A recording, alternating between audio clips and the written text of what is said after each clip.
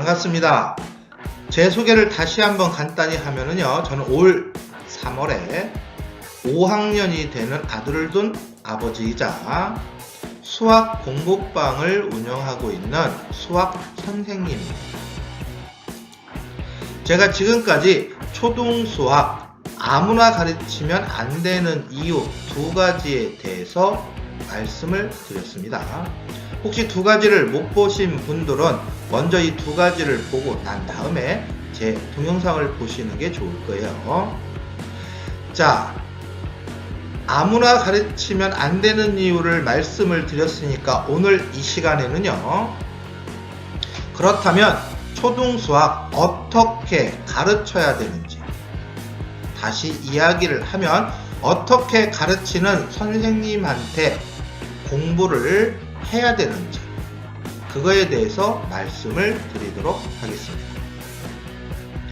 사실 저도 초등수학을 많이 가르치지는 않았습니다. 주로 중고등학생 위주로 수업을 했는데요. 방금 말씀드린 대로 제 아들이 초등학교 5학년이 되다 보니까 제대로 아들한테 수학을 가르치기 위해서 초등수학을 가르치는 여러 선생님들의 동영상을 쭉 보고 제가 고민을 했습니다. 그래서 결론적으로 초등수학은 기본 원리를 중심으로 공식을 가르치는 게 아니고 노동을 가르치는 게 아니고 기본 원리를 중심으로 가르쳐야 된다라고 결론을 내렸고요. 그러면 어떻게 해야지 기본 원리를 중심으로 가르칠 수 있는지 그것에 대해서 말씀을 드리도록 하겠습니다. 자, 이 문제 가지고 계속 설명을 드리는 겁니다. 대각선의 수를 구하는 거니까 대각선이 뭔지 무엇인지를 먼저 알아야지 되겠죠. 교과서에 보면 이렇게 되어 있습니다. 서로 이웃하지 않는 두 꼭지점을 이은 선분을 대각선이라 합니다 라고 교과서에 적혀 있어요. 자, 그러면 여기에서 서로 이웃하지 않는 두 꼭지점이 뭔지 먼저 알고 있어야 되겠죠. 이 꼭지점에서 이 꼭지점과 이 꼭지점과 이 꼭지점은 바로 옆에 있습니다. 이런 꼭지점을 이웃하는 꼭지점. 이 꼭지점과 이 꼭지점은 바로 옆이 아니죠. 이런 꼭지점을 이웃하지 않는 꼭지점. 이 꼭지점에서 선분을 얘한테도 그을 수 있고 얘한테도 그을 수 있습니다. 이런 경우는 이웃하는 꼭지점을 이은 선분. 여기에서 이 꼭지점으로 선분을 그을 수 있습니다. 이 선분은 이웃하지 않는 두 꼭지점을 이은 선분. 즉 얘를 대각선이라고 하죠. 자, 그렇다면 한 꼭지점에서 선분은 이웃하는 꼭지점과 연결한 선분과 이웃하지 않는 꼭지점과 연결한 선분 두 가지가 있습니다. 그 중에서 이웃하는 꼭지점을 연결한 선분을 빼주면 나머지가 대각선이 되는 거죠. 이 꼭지점과 이 꼭지점은 이웃하는 꼭지점이고요. 두 꼭지점을 이은 선분을 우리는 변이라고 부릅니다. 자, 이미 결론이 다 났습니다. 이 대각선의 용어의 설명을 통해서 대각선의 개수를 어떻게 구해야 될지 이미 결론이 다 났습니다. 대각선의 개수는 꼭지점에서 그을 수 있는 모든 선분의 개수에서 이웃하는 꼭지점에 그은 선분, 즉 변의 개수를 빼주면 그게 바로 대각선의 개수입니다. 공식도 아니고 노동도 아닌 기본 교과서에 나와 있는 용어를 가지고 기본 원리를 가지고 대각선의 개수를 구하는 거죠. 자, 이 사각형의 대각선의 개수를 구해보겠습니다. 대각선의 개수를 구하려면 먼저 선분의 개수를 구해줘야 돼요. 그렇다면 사각형의 선분의 개수는 몇 개인지 구해보도록 할게요. 자, 1번 꼭지점에서 2번 꼭지점에도 선분을 그을 수 있고요. 3번 꼭지점에도 선분을 그을 수 있고요. 4번 꼭지점에도 선분을 그을 수 있습니다. 요렇게 1번 꼭지점에서 1번한테 선분을 그을 수 없으니까 1번에서는 1번 자기를 뺀 나머지 모든 꼭지점 2번부터 4번까지의 선분을 그을 수 있죠. 그 다음에 2번 꼭지점에서도 마찬가지로 이 1번과 3번과 4번의 꼭지점에 선분을 그을 수 있는데 2번에서 1번은 이미 그어져 있네요. 그렇다면 남은 3개 중에서 2번을 제외한 1번, 3번, 4번 3개가 남았는데 그 중에서 1번을 제외한 3번과 4번의 선분을 그을 수 있겠네요. 자, 2번에서는 1번으로 그을 수는 없습니다. 이미 여기에서 그어져 있으니까 1번을 제외한 3번과 4번 꼭지점에 선분을 그을 수 있어요.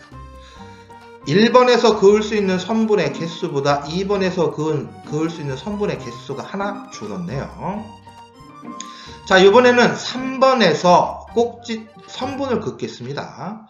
3번도 마찬가지로 1번과 2번, 4번 이 나머지 자신을 뺀 나머지 3개의 꼭지점에 선분을 그을 수 있는데 1번과 2번은 이미 그었습니다. 그러니까 4번 하나한테만 그을 수 있겠네요. 3번에서는 이렇게 4번 하나한테만 그을 수 있습니다. 3번에서는 2번보다 하나 더 작은 꼭지점을 그을 수 있고요.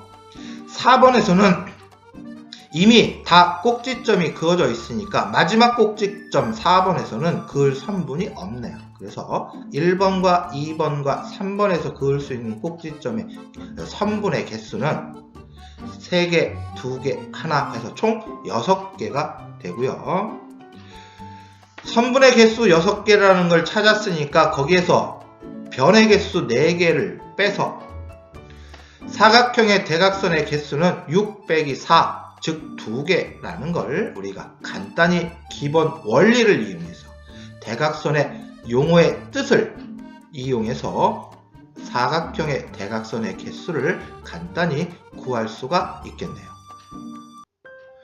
이번에는요, 오각형의 대각선의 수와 팔각형의 대각선의 수를 구해보도록 하겠습니다. 오각형의 대각선의 수를 구하려면 먼저 오각형의 선분의 개수를 구해야지 된다라고 했습니다. 오각형의 선분의 개수는 1번 꼭지점에서 나머지 2번부터 5번까지 4개의 꼭지점에 선분을 그을 수 있고요. 2번은 얘보다 하나 더 적은 3번부터 5번까지, 3번은 4번부터 5번까지, 4번에서는 5번까지 이렇게 4개, 3개, 2개, 하나의 꼭지 선분을 그을 수 있고요. 선분의 개수는 총 10개가 되겠네요. 자, 오각형은 변의 개수가 5개니까 10에서 5를 빼준 5개가 바로 오각형의 대각선의 개수가 되겠네요. 굳이 오각형을 그리지 않고서도 얼마든지 대각선의 개수를 구할 수가 있습니다. 자, 이번에는 팔각형의 대각선의 수입니다. 그러려면 먼저 팔각형의 선분의 개수를 구해봐야지 되겠네요. 자, 얘를 머릿속으로 생각을 해보면요, 오각형에서는 1번 꼭지점에서 2번부터 5번까지 총 4개, 그렇다면 팔각형은 2번부터 8번까지 총 7개,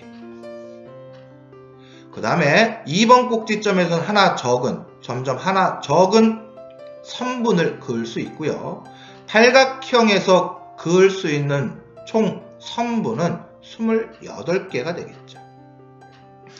팔각형은 변의 개수가 8개입니다. 그렇다면 28개에서 8을 뺀 20개의 대각선을 그을 수 있다는 걸, 즉 대각선의 개수가 20개라는 걸 우리가 팔각형을 그리지 않고서도 간단히 구할 수가 있겠네요.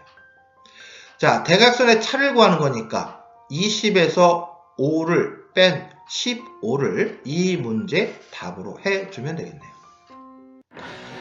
이렇게 수업을 해야지 도형을 그리고 대각선을 그려가면서 푸는 노동이 아닌, 공식을 이용해서 푸는 수학이 아닌 원리를 중심으로 이해를 하는 초등학생들에게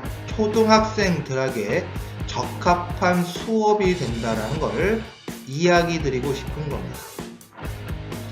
자, 초등수학 어떻게 가르쳐야 하는가? 제 아들 때문에 아들을 제대로 수학을 가르치기 위해서 많은 고민을 했고요.